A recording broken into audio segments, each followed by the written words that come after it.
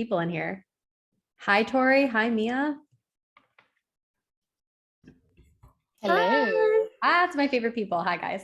Hi, how are you? Good. How are you guys doing? Good. Good. My goodness. Sorry, probably was a little bit of technical situation trying to like, how do we make them panelists? I'm old. Right. You did This it. is the bougie version of Zoom for me, honestly. Yeah. Honestly, that's Sharif and I were trying to figure out, like, how do people do that cool webinar thing? Tell me about it. But it is so good to see your faces. I feel like it's been so Me much, too. email, social media, and it's so nice to actually be able to, I mean, Mia, you and I had our interview that one time that feels like Yeah. ages ago. I know. So much We, has we love you, so it's okay. I love you guys. Seriously, I'm so excited about this. And I can see already like the excitement in the chats, and that's making me really happy too to see. I'm going to pull up also. So we have a Slide-O, and that way people can send over questions to us if they have any in the meantime, aside from the Q&A and Zoom, which everybody make sure send over questions. We'll make sure you get your questions answered. And even if none of them, we're going to try to fit in a Q&A and make sure we get a couple of them answered. But if, no fear, if we don't get to everybody, we want to still get all the questions from you guys, and we'll send them out to Tori and Mia to answer for you guys, and we'll blast them back out to you in an email. So let me pull up that Slido so I can keep track and also make sure I make time for Q&A, because I could talk to you guys forever. So knowing Feeling myself, mutual. for real. Cool. Awesome. Well, okay. So I guess I'll do a quick little spiel. Hi, everyone. Welcome to Channel Sounds. We are a artist discovery, music creation, and tastemaking platform. And we basically adore artists and emerging artists and really want to be here to represent them and share, highlight them and share their talent, because their sounds are so important and they deserve to be heard. And we think you guys deserve to hear them. So that's kind of what we're here for. And we host events. We do, brand consulting and other things for artists, as well as marketing releases and some creative direction. But our bread and butter is that we're here to represent the artists, and we're here to showcase them in any way that we can, and be original with the content that we put out. So we're excited to be putting out this event, because I think, especially with our generation, hopefully, which is taking over the music industry and everything, there's a lot of amazing new things and strategies and tactics that artist managers like Tori are having to, take hold of, learn, and kind of lead the path for all these artists. And Mia, I know you've also been kind of a trailblazer as well. So the two of you are honestly a dynamic duo, and we thought no better pair to have here today to talk about your experiences and share some of your insights than you two. So thank you guys for being here today. Thank you for having course. Awesome. I'm gonna throw in the link to everybody here for questions, and then I'll just do a quick I'm going to give my little intro of you guys, but of course I need you guys to share, because both of you have such incredible backgrounds that I feel like I can't actually sum it up properly. So I'm just going to say, everybody, today I'm going to introduce you to the manager, Tori Hamersky, and the artist, Mia Giovina. And they are both incredible women. I love that they are a team. I love that seeing them kind of take over the world with music. And it's been such an inspiring journey. I'm so glad that, Tori, you reached out a while back ago to share what was debut single of Mia Giovina. And since then, I feel like we've been able, to build a beautiful relationship with each other. And I'm making this sound like we're like a married couple, but just Basically at this point. Pretty much. But guys, I can't even sum up like Tori's background for you guys. She has had, Please. you know what, you're just like incomparable. The number of experiences she's had. She's so well versed in the industry, from having, street team experience to having PR experience, journalism, management, A&R. The girl's put her hands in everything, festivals. She's an entrepreneur herself. And I think that she's a really great example of what kind of new generation and women are doing in the music industry. So power girl over here. Yes. And Mia, 20-year-old killing it in this industry with a beautiful voice, an incredible following, and, just a beautiful energy to her. She's already put out 2 singles that are honestly just powerful tracks that I think everyone should go listen to, Sirens and Time Machine. She's collabed with some of my favorite people, Sleeping Lion. And I know she's going to be a force to be reckoned with in the industry. So singer-songwriter. Yes. So these two, you need to definitely, keep your eye on them, follow them on social media. We'll have you guys plug later. But I wanted to at least give that little intro and have you guys kind of take it away with maybe the first question being about how you both got into music, like how you got to where you are today, and then how do you guys meet each other? Yeah, of course. Mia, you want to go first or you want me to go first? I'll go first. Okay. So yeah, I think it's whenever I kind of try to like sum up how I got into music, it's kind of like a hard thing for me because there wasn't necessarily like a moment where I was like, oh, I love music, where I had like kind of that realization. It just kind of like, as cheesy as it sounds, it's just like always been a part of me. So I think it was kind of like inevitable that I ended up, being an artist and like, doing this as a career. But I started out like performing in like my elementary school show or talent shows. And then in fifth grade, I auditioned for the production of this show called The King and I at the high school that I ended up going to. And I played one of the king's daughters, which was fun because I thought that I was like in this high scale, like Broadway production. So that kind of like started like my love for performing. And then I continued doing musical theater all through middle school and high school. And in high school, I really started to kind of shift from like the musical theater world to just like the music industry and wanting to be an artist myself. And I started trying to write my own music and, performing out at coffee shops. And I taught myself piano and guitar, and I started an Instagram account where I posted singing covers like every chance that I could. Yeah, and then after high school, I everybody kind of was, asking where I was going to go to school, and I had a hard time telling people that I wanted to do music full time. I think I had a hard time kind of like, going down that path because nobody else where I'm from was doing that. But to see like where I am today and to be doing things like this and meeting people and working with people that I get to, I think that it's like I couldn't have made a better choice. So yeah, I'm very happy doing what I'm doing. We're happy you're doing it too. So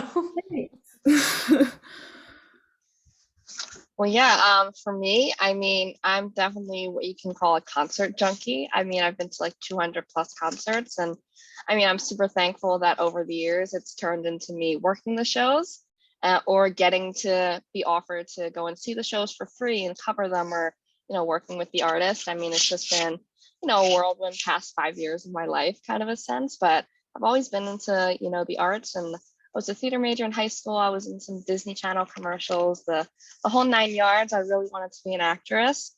And like I was good at what I did, but like I feel like my health got in the way of a lot of the things. And, I wanted to figure out something that I could do that like blended my passions, where I can also, keep my health in check, but also really be able to help someone in the way that I knew how to help them best.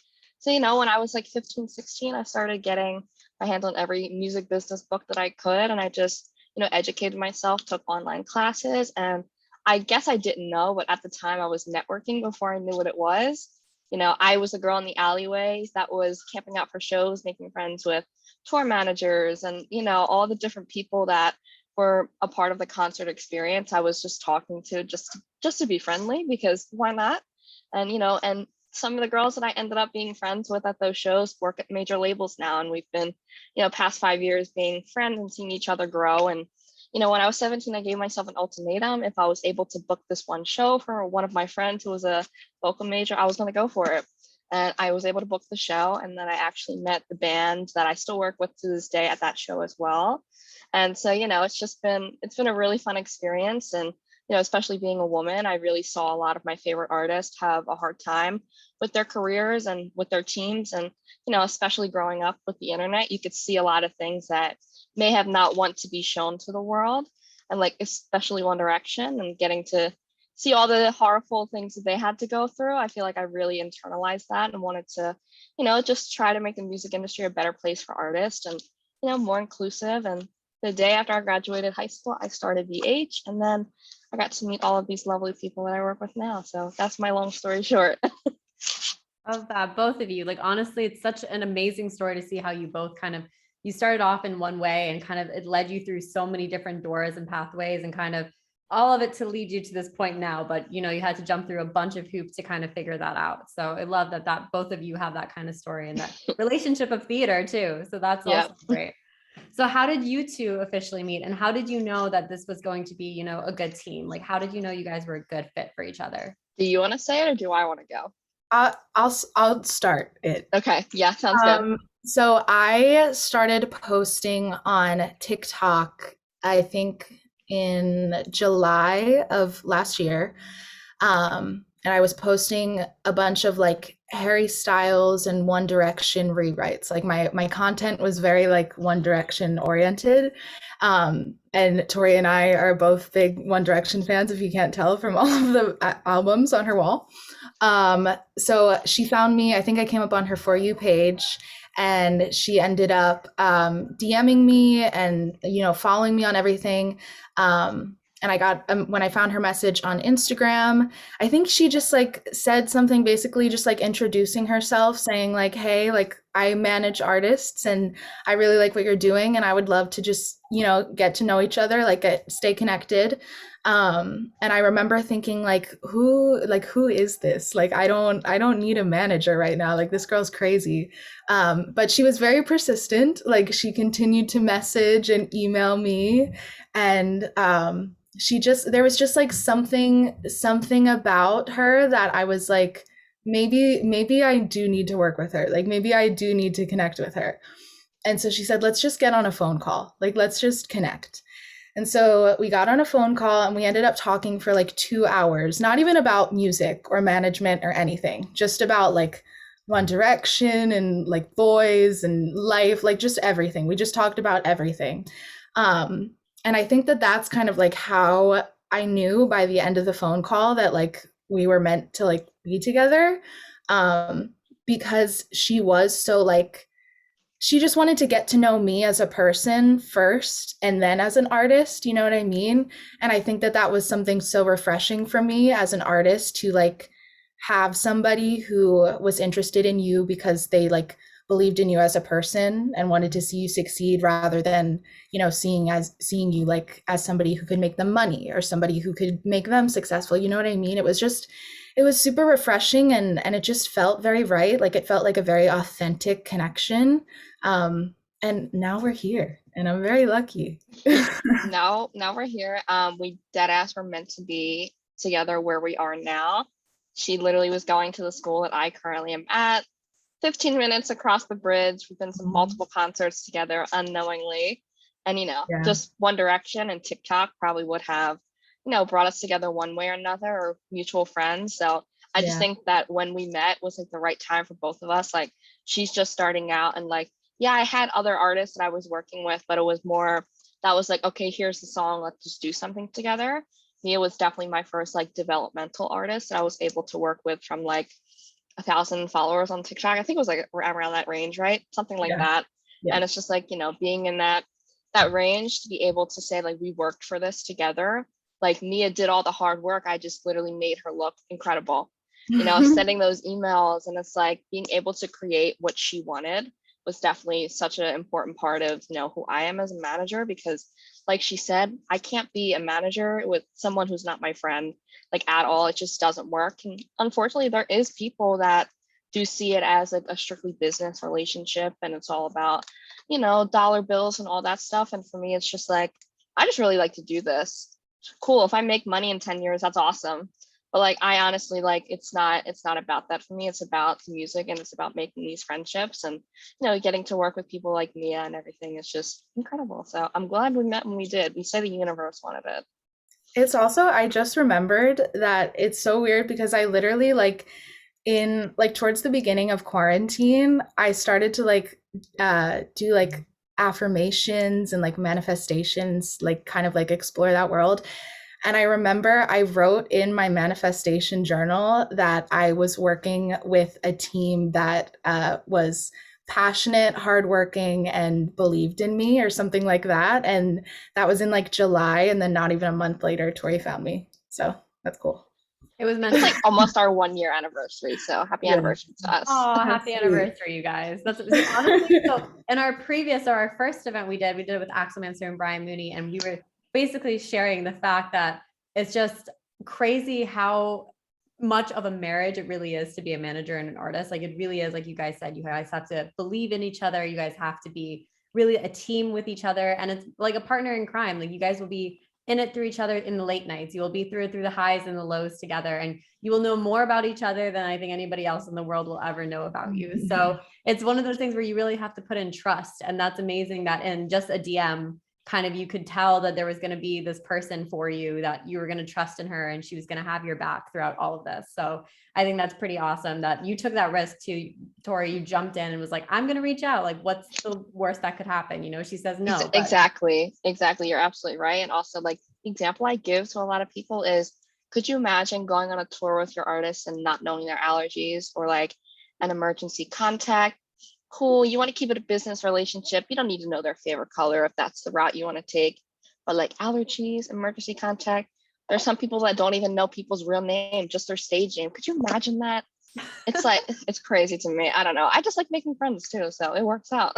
yes, no, definitely. So I love that you also brought up the fact that like Mia was kind of your first developmental artist, like someone you really start with like square one kind of, and got to grow with her on that. So as like the manager, like kind of what, I guess it's kind of, you know, it's a loaded question, but what would be some of, I guess, some tactics, some strategies, some things that you kind of learned along the way that worked in helping Mia in her growth and in her development? Because I think that's a question that a lot of people, you know, there's a lot of managers out there starting at square one with an artist. So kind of what felt like the right movement for you with Mia? And Mia, also, you can answer this as well as kind of the artist side of it. What worked for you working with Tori and kind of how you guys teamed up on this? Yeah, I definitely say like it starts out with trust, starts out with like knowing your artist. Again, this is just me because there is people that are super like strategic driven and data and all that stuff, and it's not a personal game for them. For me, it is. And it's like the fact of, okay, cool, Mia could have came to me and saying, okay, I want to put out this song. No matter how I felt about it, I want her to put out that song because that's what she's hoping and dreaming for will make it work. But then there's some people that dictate every aspect of, you know, their artist career, and it's like, no, thank you. I literally say, sorry, Mia, the only thing I half dictate is your schedule, which is always filled with interviews, unfortunately. But, you know, like she enjoys that. And, you know, I respect her opinion. And when, you know, too much is too much, okay, we'll stop.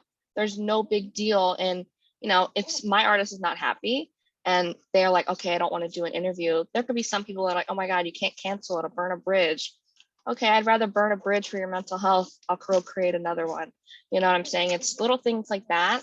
And I feel like all of that, you know, encompasses to, you know, starting an artist career and just having the backbone of, okay, what do we want to create together and how can we do that together? Like, do we trust each other enough to be like, okay, Mia, you handle all of the music, all of the other stuff, and I'll just do my thing.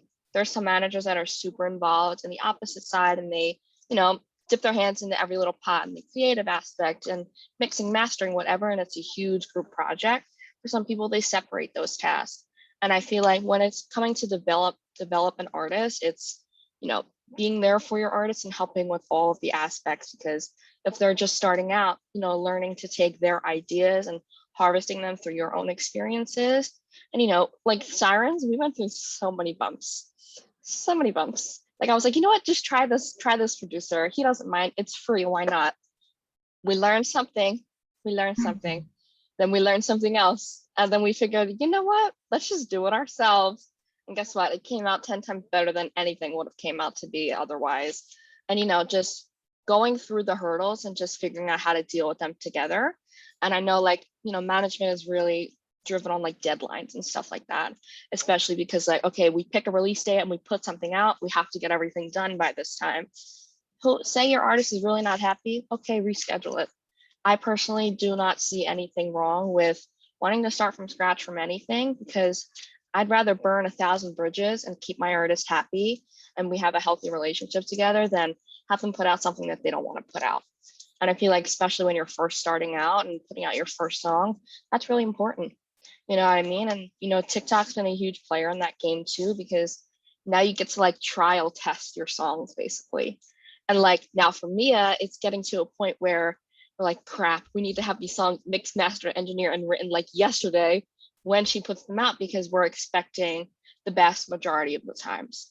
And I feel like that's a really good tool for a lot of people, is just, having a good crew around you to be like, let's listen to these demos. Let's, pick where we should start this career off, and, how to make the artist happy and all that different stuff. So I feel like that's the best way to just start when you're developing an artist. And it just really starts with trust and, building something together, and a lot of education, because when you first start out, it's a lot of filing for a lot of programs and different organizations. So, Not so glamorous part. no. It starts from ground zero, and then you can work on the fun stuff. Definitely. The foundation, that's a good word. I think for me, I think it also like kind of goes back to like just having that personal connection like between artist and manager, and kind of being able to like step away from the business side of it. Like there are some days like where Tori will say like, hey, like you haven't posted on TikTok in a little bit. You want to post on TikTok? And I feel okay, like I feel comfortable enough to like be real with her and say like, hey, I just haven't been feeling really creative or like confident in a while. I think I need to take a step back from TikTok and like from writing or posting or whatever. And she's like always understanding of that. And she's more concerned with like getting me back on track with like feeling okay like as a person and feeling confident and stuff, rather than like saying like, hey, you should like pushing me to say like post this TikTok, you need some followers or you need these views. You know what I mean? Like she's more concerned about the person than she is about, the image kind of. So I think it just goes back to the personal connection and trust and being super like real with each other. Totally. No, that makes complete sense. And like, like you guys said, like as part of developments, getting to know what works, what doesn't work, what's comfortable, what's not comfortable, and taking that and kind of the most authentic you is the one that fans are going to gravitate the most to. So you have to be yourself throughout it all, and the manager's got to help you be yourself and feel comfortable through it too. So that definitely is, it's a good advice. I think that a lot of people sometimes miss the boat on. They think they need to curate themselves, and they think there's got to be this formulaic kind of way about being an artist in front of people all the time, like on the spotlight. So, or in the spotlight. So I think that is a good point you guys made. But you guys mentioned TikTok. So I would love to know, because for some artists, TikTok is like another beast that they can't touch.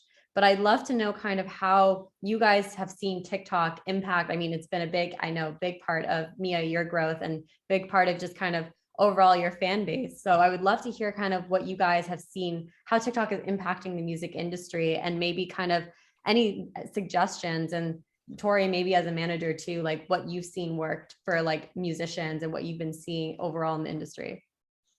Yeah, of course. I mean, it's just all about like consistency and finding your niche. I mean, everyone's like, oh my God, how does Mia do it? I'm like, she does it on her own. It's like, we just figured out this like formula, like, don't do this, but do this, don't do this, but wait till this time to do that. And like different things like that, and just trying out what works, because posting a video, it shouldn't matter if it goes viral or not, because it's what you want to put on the internet for whoever's going to see it. And it doesn't matter if it's for 5 people or 5 million people.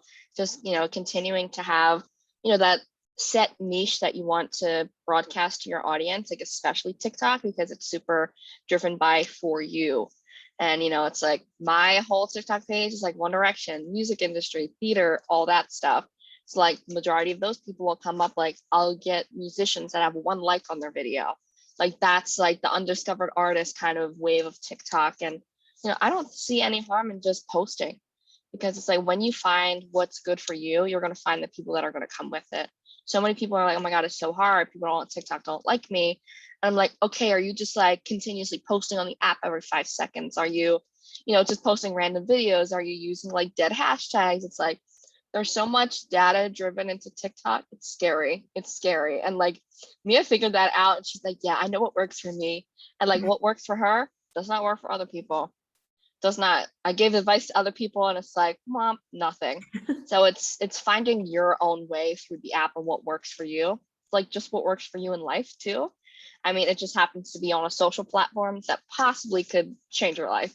Like no pressure. That music industry is TikTok. Like there is no escaping it at all.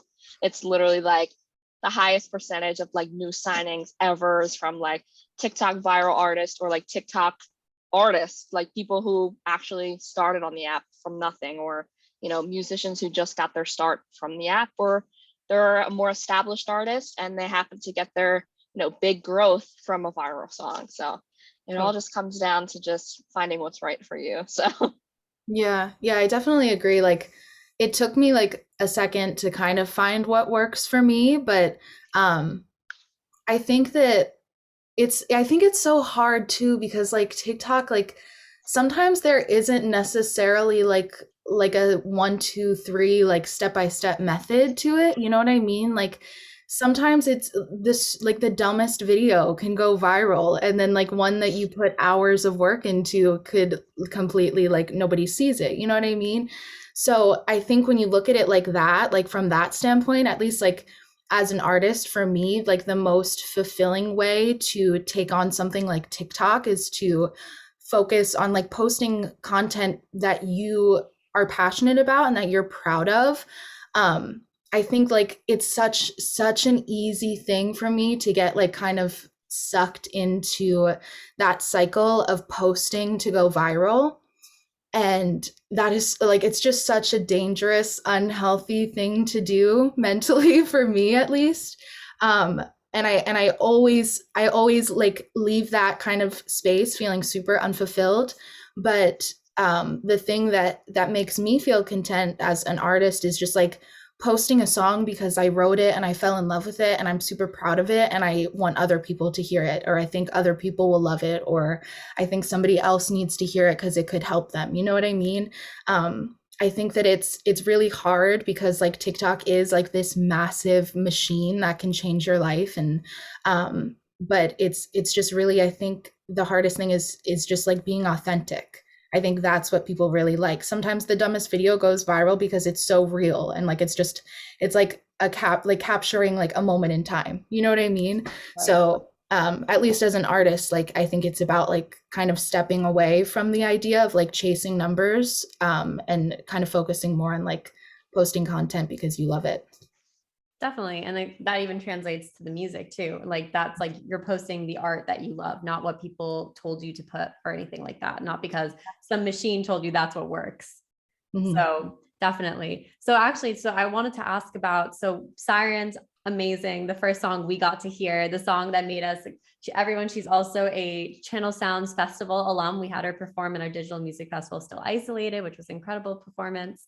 But her second single, Time Machine, we wanted to ask actually, was there anything that both of you learned kind of from the first release that worked and that didn't work for the second one?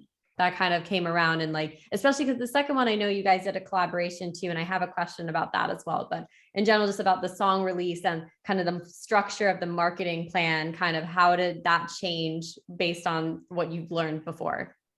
oh yeah, Yeah, okay. I think for me at least, like it's kind of like general, but I feel like the biggest thing that I learned from the Sirens release was that like everything kind of works out how it's supposed to. I think with Sirens, we kind of like, I feel like we kind of like tried to micromanage every aspect of it. And I think it kind of like, in the end, it all kind of just like fell into place how it was supposed to. And then like Time Machine, that whole release, like it kind of just felt like that too, because it wasn't if there was like some complication, it wasn't like there wasn't a ton of pressure on it. I didn't put so much pressure on it. I wasn't like, oh my god, this is the end of my career before it even starts, like this is the worst thing that's going to happen to me. Like it just kind of was like, okay, like that's just like one complication, we're going to figure it out and like move on. So yeah, I think the biggest thing I learned from the Sirens release was to not put so much pressure and kind of just like trust that it's all going to work out. Yeah, Definitely. I definitely well, for Sirens, I feel like it was just like, oh my God, the video went viral. The song's not fully written. What do we do? And like, we were in the headspace, oh my God, well, it might not do as well as we expected it to with all the numbers from the video because it was a long period of time before the video went viral. And on TikTok, there's like a couple waves to having a viral video. There's like the first initial, and then like 3, 4 weeks later, another 100,000 likes comes in. And it's like, all those periods of time, we're like, oh my God, what are we going to do? She wrote the song, and then we had all the hurdles with the producers. It was like, well, let's just see what happens. And, like doing like the press and marketing for it and stuff. Like, press is incredible because it builds like your reputation as an artist, but it doesn't necessarily, heighten your streams or the initial success of your release. So basically we put it out, and then what was it, the week before, like the pre-save is when she posted another video and went viral. It was like 5,000 pre-saves and like all this crazy stuff. And we're like, well, that worked out for the best. And I mean, like that, the one thing I learned from that was like, okay, always expect something crazy when we post a video. Like, oh my God, Mia, have the songs fully written, please, before we post another one. And it's like starting like her getting into like the actual like songwriter habit and like doing sessions and writing full songs. And it's just like, that's what I personally learned from the first release was like, crap, it might go viral. Are we going to put this one out? Like going into that mentality of just like thinking of what could happen. And I feel like, especially when you're a manager, that's a really good mindset to have because you never know what to expect. And like a song flopping for you could be somebody's success. Mm-hmm. And, it's success means something completely different to every single person. And I mean, for Time Machine, it was crazy because it still got a really good amount of pre-saves, but we had even bigger and better press like Rolling Stone and so many crazy places. And it was just like, being able to do all of that myself and see the growth because, not only did, she had great streams from the first song, but like her brand and her image grew over that period of time from, Sirens to Time Machine. And she really grew as an artist. And, I feel like I just really learned to expect the best, but, prepare for the worst because your worst could be somebody's success and you never want to, your success could be incredible to you and not the best to you in other days. And I feel like, again, success is really different to everyone, but yeah, that's definitely what I learned, I guess. For sure. Roller coaster, nonetheless. I actually wanted to know, Tori, this is like even like more of a personal question I wanted to know, because as someone who came from the music journalism side and kind of was always on the other side where PR was reaching out to me, I would love to hear, because I know how much of a press background you've had. I mean, you've had incredible experiences within like Live Nation, Fan to Band, like ticket access paths. Like you have all these amazing companies you've worked for, but how has press really like helped you as a manager? Like how has it helped elevate your game as a manager and like your insight into the world? Because I can say that like definitely like being on the creative angle, having a journalism has helped me a little bit, having that background experience. But how has press helped being a manager? Yeah, of course. I mean, I started in music journalism and like I got to interview artists and see it from that angle, from sending the press emails, the pitch emails to wanting to interview an artist to, sending artist emails myself, like pitching emails for my artist to be interviewed by someone. And then, interning for, people like Zayn Malik and Dua Lipa and getting to see it from a major label and like an indie press side and getting to see press from every single angle is really what helps me a lot because like, press is really important to a lot of artists. But then as you grow, the press gets more into, gossip and tabloid rather than actual, factual news about the artist. So I feel like when you're growing as an artist, having significant amount of press support, and press is like radio, marketing, every single aspect can fall under that umbrella. You have pitching for playlists and radio and all that stuff. And, I feel like that for me, that falls under press. But like for other people, press is just, written or digital pieces of work from journalists. But, that whole encompasses that whole area for me. And I feel like, so much of learning press really helped my artist grow. And I got to make so many meaningful connections and, getting to just look up your artist's name and seeing like all of the things that they've done and all the cool people they've talked to. And, again, for me as like a music journalism side, I got to see so many artists grow. Like I interviewed the band Camino like months before they got signed to Elektra, and now they're huge. They're no longer the band that I snuck in to see at a 21 up venue. You know what I mean? It's like things like that and getting to see your favorite artists grow. And, there's people that have worked with Mia because I got her like a pre-campaign. She didn't have any music out. And I just like pitched her as like a TikTok. And hold on. It says reconnecting to iPhone. I'm like, okay. You're good. We got you back. Okay. But yeah, so basically we did like a campaign release. So we didn't even have like a date for the song, and Sirens did not even happen at that point that we did this campaign. Like so many people were loving it. So many people were into her, and it was just like, she has no music out and this is the kind of like support she's getting. I don't even think she had like 100,000 followers at that point either. Like definitely not. And it's like, so people just supporting her by hearing her story and, the words that both of us were able to articulate and me writing a pitch. Like, I mean, for me, like I'm into music theory too. So like when I say perfect pitch, people are like, oh, you have perfect pitch. No, I'm not Charlie Puth. I wish I did. But like I definitely over the years have like formulated a perfect pitch for press that unfortunately sometimes it doesn't work. And press is all about, unfortunately you can't ever guesstimate what you're going to get, because you send those pitches, you don't know who they're going to unless you personally know the person, again, because you don't know what's going on in their life. You don't know if they're able to answer that email, if they have the time, or even if that's their right contact. You can never expect. So expect the unexpected with press, because I sent an email to Rolling Stone. It's like, why not?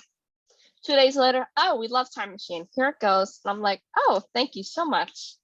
And it's like crazy things like that. So it's just all about, finding the right people in your team to be able to, make an EPK for you, or write you a really great bio, or even yourself. But I talked about this in like my press event, but there's a lot of stigmas about artists sending their own press emails, because the whole SoundCloud rapper like epidemic, and the unprofessionalism and sending pitches and promoting yourself as an artist online.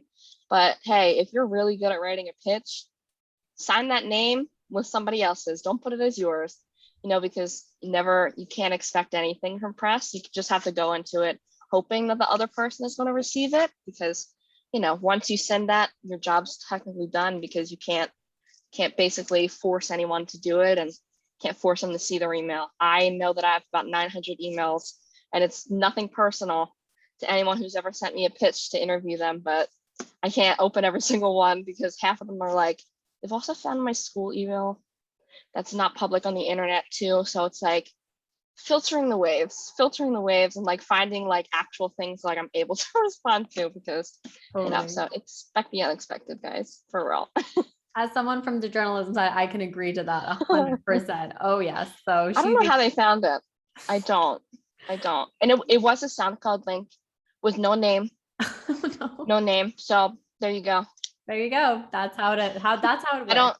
I don't know how I'm supposed to interview you, contact you. What's your name? Where are you from? Not even 5 seconds about your life. Just a SoundCloud link. Great. So I also want to know, since you guys got to work with our good friend Sleeping Lion, and I think Josh Ford is on this call as well. But but we wanted to know kind of like how much do you enjoy Mia, first off? Because I think I don't want to say that's your first time, because you've done other music writing before, but as like the first song released with a collaboration like that, like how do you enjoy collaborating with artists, and how was that process for you and Tori, like you connecting and doing kind of the A&R side of things? Like manager, I feel like ends up having to, dip their toes into every department. And of course at labels, they have people that's in place for each of those departments, but kind of when you're your own boss and you're kind of the manager taking it all, sometimes it's even better being in control of all of those areas. Yeah, so I'd love to hear from both of you. Yeah, for me, like collaborating with people, I've done a ton of like just writing sessions with other artists. That's something that Tori kind of like introduced to me. I don't know why, like I never thought of like doing a writing session with another artist. I don't know why that wasn't like something in my brain. But she would just kind of start like sending me, musicians she found on TikTok or Instagram and say like, hey, you want to write with this person? And I'd be like, sure, okay. And then it would just be set up. So yeah, I've done a lot of like writing with people, but when I worked with Nate and Noah from Sleeping Lion, that was the first time that I had really done like a collaborative kind of production, and kind of started like on a song from the ground up with somebody, production wise. And it was just the best experience, because I literally sent them both a voice memo of Time Machine, like maybe 20 minutes after I wrote it. It was like 1 a.m. and I sent it to them and I was like, do you guys like this? And they were like, we love it. And I was like, do you want to produce it? And they were like, please.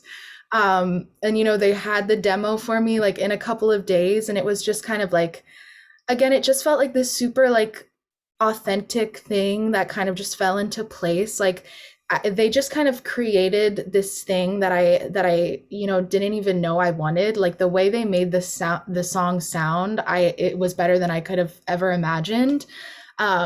So yeah, like working on something from with somebody from like the ground up and then seeing kind of like the final product is like a very cool, fulfilling feeling as an artist. It was amazing. Yeah, for sure. I mean, like it was very unexpected. Like you text and you're like, um, I don't know if I like this, but like it's growing on me. And I'm like, hold on, I'm getting my headphones. Hold on. I was like, Mia, I literally can go like pull up the text right now. It was so funny. I was like, uh-huh, I love it. I was like, I really don't have anything else to say, but like it just felt like meant to be, like how the song, the lyrics were, like the whole vibe of the song, it just fit like very like, you know, whimsical and just it felt like glitter, if that makes a sense. Like Yeah. it was a very gold song to me. Yeah. And it's like little things like that. It was just like, oh my God, this is so much fun. And like going back to like the writing sessions, like even thinking back to Mia, it's like I had like an A&R goggle before I even understood what that was, you know, like finding artists at like a certain, you know, point in their career and just being able to, you know, connect them or bring them opportunities. I definitely feel like Mia really grew as like a songwriter, you know, collaborating with other artists. Like none of the songs she ever like wrote with them or like out or anything, but it was just like great practice in a sense. And like Yeah. especially like writing for other people eventually, or you know, being in a position where, hey, if she was in a session like a year ago and someone's like, I want to put this song out, like going through that journey and figuring that whole step out and like, you know, learning things as we go is really fun. And, you know, I can't wait till we can like officially finally do stuff in like a studio or like go to writing sessions. And, you know, it's just like, wow, like thinking about like, okay, she never did this before. And like her only experience is now like over Zoom. It's like, oh my God, it's crazy. Like the entire world that's not even open to us yet because of COVID. And like what the experience is going to be like to go into a studio and write with another person and, you know, get that whole experience for the first time is going to be really fun because like, you know, we started with Mia with like no song out and getting to experience like the first together. So like, you know, going into a studio with a writing session will definitely be like a first. It'll be super fun for us. And, you know, hey, I love having like a side A&R gig too. I literally keep a spreadsheet, literally, of like unsigned, like unrepresented artists, and just like I love new music. So like I just go and check it every couple of weeks, see if somebody released something. It's always fun. I love that. I Like think that's really it's so cool. funny because like literally there was like Ella was on my list before, you know, you ended up meeting her and everything, Mia. And it's like there's a couple artists that are like signed, famous. And I'm like, oh, that was like less than 365 days. That's cool. And it's crazy to think like, dang, like it happens fast, especially with the internet. Definitely. No, for Especially, sure. yeah, here's a label deal like Candy. And it's like, oh my God, TikTok's crazy, guys. Don't underestimate it. Don't Please underestimate don't. the power. And that actually brings me to the question. So, Miss Serial Entrepreneur over here for VH Management, I'd love to hear kind of like how have you juggled? You know, you've got Mia. She's, you know, every artist is your baby. Every artist is like you work hard with them. But how do you kind of make sure that you're giving, you know, that equal attention and that equal focus to every artist with every project that they're working on? That's a lot of to juggle, you know. So I'd love to hear that. Everyone asked me that question. And my response to everyone is as long as they're not releasing in the same week, I can pull anything off. Because it's like release week is absolutely like one of the most important parts of, you know, the song, especially for releasing on a Friday. You have a whole week of press and final planning and all the loose ends and everything like that. And, you know, I don't know how I'm able to do more than one. And in my warped mind, I'm like, oh my God, I want to manage like 25. And it's like, okay, if they don't release in the same week, do I think I can do it? No, Tor, stop thinking these things. Mia's like, And "Please stop." it's literally, it's like, and like I literally am texting the artist first. Like they're like, people would think like, oh, I don't have time for every single one of my artists. Half of them ignore me because I text them so much, unfortunately. And it's just so funny because like they're all my friends first. And it's just like I have a big group of friends. And it's not like, you know, it's not a job. Like I don't get paid to do this. You know what I mean? This is just like what I enjoy to do. And like, hey, I'll be making money in a couple years or whatever. That's nice, whatever, but I still enjoy doing this. And you know, people are just like, oh my God, like you're gonna make so much money. It's like, cool. Not really thinking about that. I'm just making sure they don't release in the same week so I don't give myself a migraine. Like little things like that. Yes. But I find it like super rewarding to get to be a part of, you know, different artist stories and different artist projects because each of them are different in their own way. They have their own sound, they have their own style. And, you know, especially like the bands I work with, they are all boys. So you can imagine that I do have a few gray hair. I definitely am going gray. It's funny. My headphones again. It's like, you gotta love the boy bands, but like the stress level is at an all-time high. But it's like, also it's like, oh yeah, you were right. I was like, thank you. Thank you. It takes about a week for things to settle in, but you know, and like people like me, it's like we're extremely level-headed about the same things. And I think literally the only thing we fought about is the cover art for Cyrus. She was like, no, it needs to be moved to the left. I was like, Mia, I can't move the photo anymore. Like, where do you Little want me to bit. go? I can't make It's the extra little space. things. It's the little things. And it's like things like that. And it's like, I honestly feel like, you know, it's when you plan things the right way and you have a very, you know, a good method to it, not like everything has to be done the same every time, but like, okay, you have your couple weeks between when your song is done, when you put it on, you know, distribution, when it's out, all that stuff, and just having, you know, the breakdown timelines, basically. Just having all of those in place are really important for every artist, because there's so many things that have to be done. And especially if you have a team, it's not just you posting it and wishing it good luck. It's having other people that are, you know, on the journey with you, working on this release with you too. So timelines are important.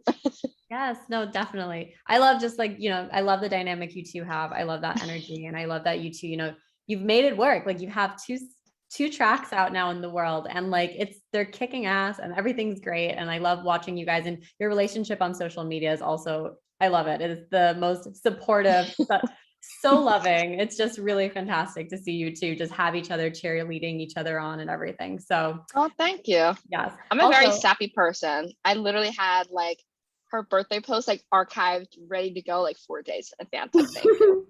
That is so cool. Unfortunately. That's how it should be. Honestly, that's how we should be here for each other in this world. But I wanted to, so I actually had one more question, but it's perfect because it does actually jump into the Q&A questions, and I want to leave Q&A for, you know, get some questions out there. So one person asked, do you have any advice for newbie managers? I have no idea what I'm doing. So, and my question to kind of just piggyback off of that was, what is some advice you'd have as a manager, Tori, like for aspiring managers out there? And Mia, you can answer it on your end of like, as an artist, how do you find yourself kind of a manager? How do you know to jump and get a manager? Like, when's the right time?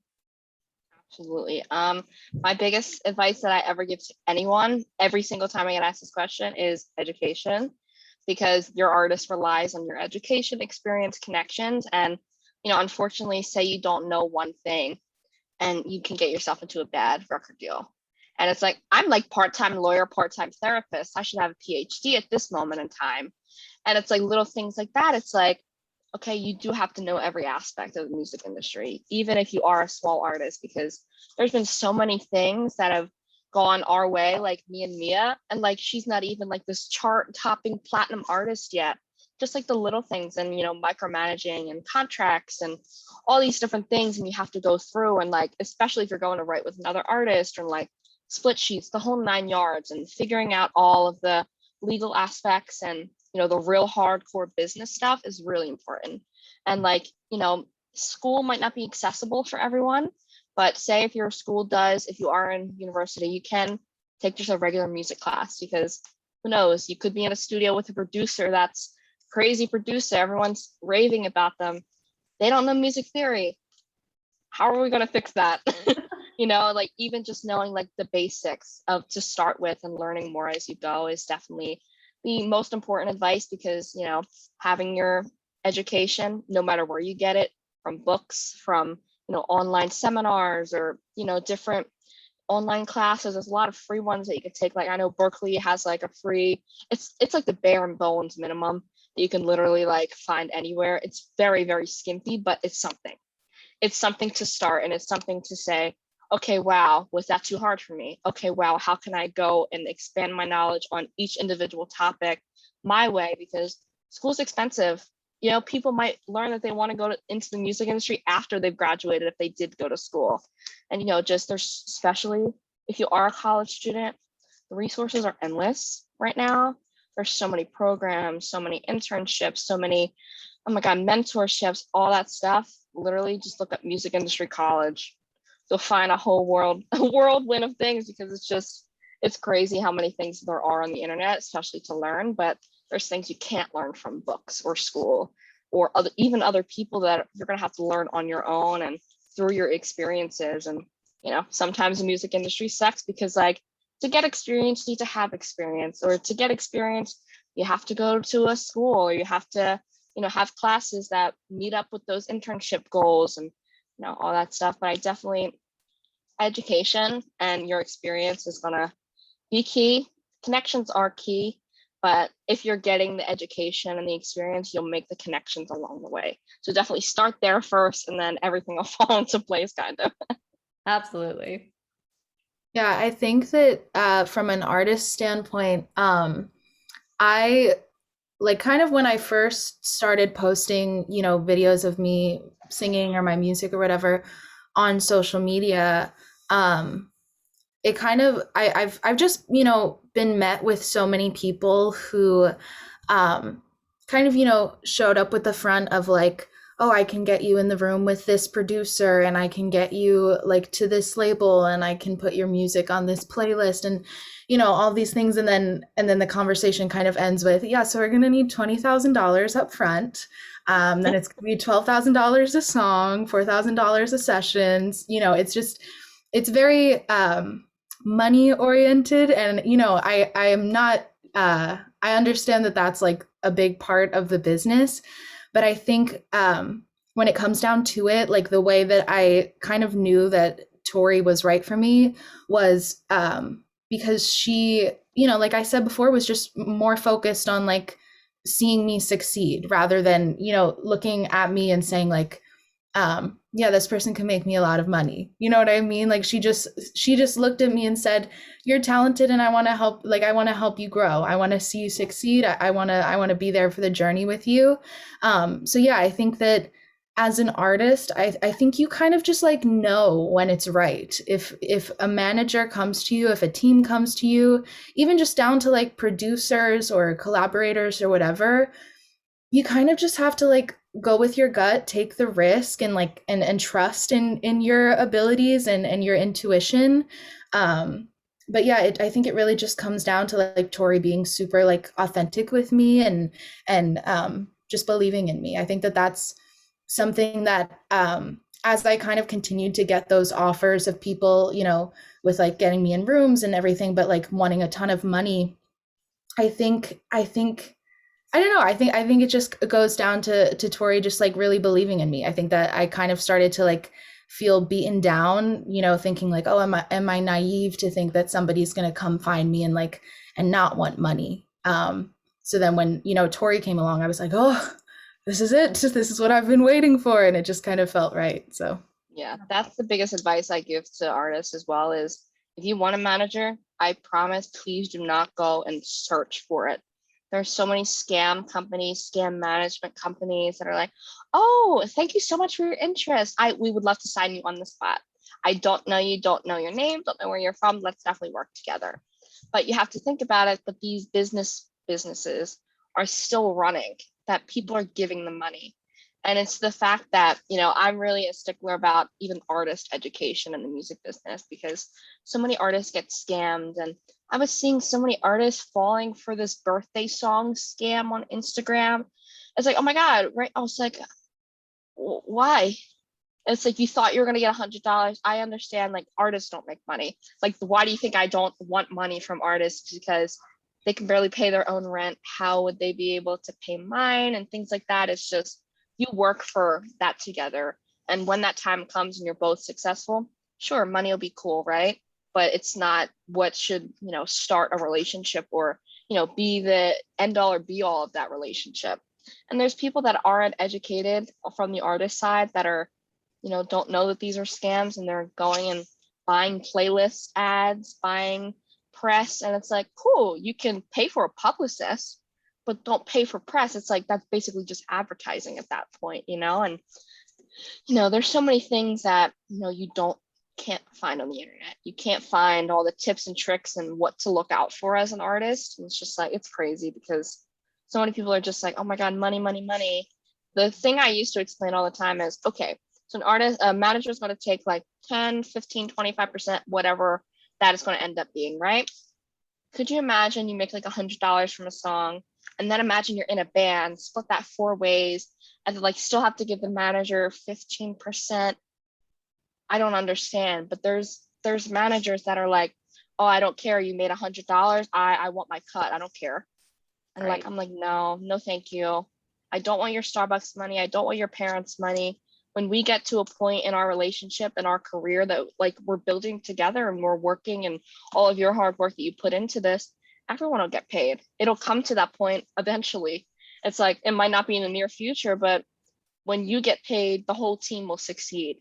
And it's just like, it's a down the line kind of venture that needs to happen with, manager artists. And it's all about trust as well too. Cause oh my God, there was people that I know of that are like, oh yeah, you made $50. I want my cut. Anyways, Yeah. no thanks. Wild. Now, another question somebody actually had for you was, did you always want to be a manager, Tori, or did something else lead you to that path? You kind of brought up a little bit of it Yeah. at the beginning, but if you want to like maybe share a little bit more about that, like was manager always kind of in the back of your mind, or was that just something that fell upon you? Personal vendetta here, but I hated Simon Cowell, and I am not a fan of Scooter Braun at all. I don't know if it's because I'm a woman, feminist, just not into it, or also because like I was a big stan girl. And when you're a fan of an artist, you can see a lot of things, especially in the age of the internet, that was wrong with their career, what was wrong with the people who were behind them, and getting told what to do, who to be, what to wear. If you are a One Direction fan, you knew that they were told what to do, what not to do. You could tell, especially when they split, that they became their own people. And I mean, I feel like it was always in the back of my head that I was like, yeah, I don't want that. I want my like favorite artist to succeed. And I seen One Direction on my 13th birthday, and I don't recall seeing a single woman on that team. Like Stan Twitter, they used to have like the big end of the arena show tour photo on the stage. I don't remember seeing a ton of women personally. I might be wrong, but since I was younger, I don't remember seeing a woman in that photo except like Lou, their hairdresser. But and like, I just really wanted to, become someone that's able to help in my own way, and that's through the arts and through music. And, it just led me to where I am today. And, I booked that first show and I was like, okay, I have like 90 music business books. I read all of them. I'm going to go to school for this. Let me go for it. And so, yeah, I started the day after I graduated high school, and now I'm here. Love that. And I know we're at 9, but I want to at least maybe fit in, like we only have like 2 more. So I definitely want to try to squeeze those in if we can. So one person asked, Tori, how are you able to get so many press placements for Mia, especially from, major publications like Rolling Stone? I don't know. It was kind of easy for me because it's the music, but then sometimes it could also be a personal connection. Sometimes it could be the way you write a pitch. There's a lot of people that won't take the time to spell the person who you're writing to's name right, or where they're working. And you can absolutely tell it is a copy and pasted email. And it's just being very transparent about what you're looking for and who you are. You don't want to know who you're just getting an email from like a bot or something. There is programs, like I get major label emails, and it's the press releases that you get like the day of. And it's always just like, some people copy and paste a press release into their publication and say, oh my God, I wrote for a major label. And it's like things like that, like, okay, was it a personal pitch? Did you interview that artist? And there's so many factors that come into press, but I feel like for me, it all comes down to like personal connection and, making friends with different people and actually having a genuine connection, not like, hi, I want something from you. Happens a lot, even for me, and I kind of hate it, but I mean, it comes with the job. What can you do? But making friends and making people who actually believe in your artist and getting to work with them, any publication matters, because I can assure you that actually smaller publications are going to be the ones that are going to show you the most love throughout your career and be like your number one supporters. You can get one Rolling Stone article your entire career, but you'll have 30 from small publications that literally be on your front row at your concerts. And all press matters, no matter how big or small, and it just comes down to what you're writing, who you're writing it to, and who you want to portray yourself to be as a publicist or a journalist or anything like that, and who your artist is and what they want to be perceived as well. So Absolutely. No, for sure. And then I guess this is actually maybe a perfect way to kind of close up, because I want to make sure we're not taking everyone's time, but I appreciate everyone tuning in tonight and hearing these amazing people speak tonight about some of their experiences. But one person wants to know if VH Management has any internships or like new graduate opportunities. So definitely want to, make sure that when before you guys sign off here and plug yourselves on Instagram and TikTok and all the platforms possible, you also share if you have any internship ops. Yeah, we did an internship this semester with like a couple of my friends. And I feel like having an internship, especially where I'm at, is like none of the people on my team get paid. And like, it is like a norm to not get paid to work in music. And it's like, I hate that because like I have not gotten paid to work anything. All that experience I have, I've made nothing. Nothing at all. But now it's kind of a thing that a lot of people are like being really like attacking on the internet about not paying their interns. And I'm like, I wish I could pay my interns. I don't want to pay myself, you know what I mean? And things like that. And so I trying to hold like more like seminars and different things like that. And, it was crazy because we just had to like end our street team because there was this girl, she was saying she worked for us. She was a part of the campaigns and reaching out to the artists. And I was like, I just try to have a street team to give people opportunities and learn. And like somebody took advantage of that and like was posting online. So at this point, I don't know what I'm going to do, but like I'm always down to hop on a Zoom with anybody that asked and just, answer any questions because I'm a Leo. I like to talk. So I think it also comes with the job that I'm perfect for it in a way. But yeah, I always am down to answer any questions or just hop on a call because I feel like that would be more valuable than like actually doing random internship tasks in a way. So definitely. And maybe we can when we send out kind of the follow-up email to everybody, we can send out your contact, your email, and sure, so people can reach out to you to ask about internships. Of course. Questions. But yeah, I think at least we were able to get to all the Slido questions, but everybody else, like if there's anybody listening right now still here with us and is, has questions still, definitely feel free to email us at hello@channelsounds.com. The Slido will be open till tomorrow. So if you want to even punch it in there, we'll try to grab any last minute questions. But I want to just say a huge thank you again. Tori, Mia, you both are incredible. You're inspiring, you're motivational, like honestly, all the things that like just make this music industry a lot better. And I think this is how we hope the music industry will continue to go in this path. Like this is a generation that we hope the industry will, thrive off of. So I'm really glad to see you guys kind of trailblazing. And it's so nice to, be a part of you guys' journeys, and Channel Sounds is always here to support you guys. So thank you so much for taking your time today and sharing all the amazing stories. Thank you for having us. We love you so much. Oh, love you guys. And thank you guys again, everyone listening and tuning in, and definitely feel free to hit us up for anything else and follow us at Channel Sounds on Instagram. We're at channel.sounds. And follow if you guys want to share your Instagram handles. Tori and Mia, feel free to type it in the chat so everyone can also make sure they check you guys out. Thank you. Ooh. Yes. It's so much fun.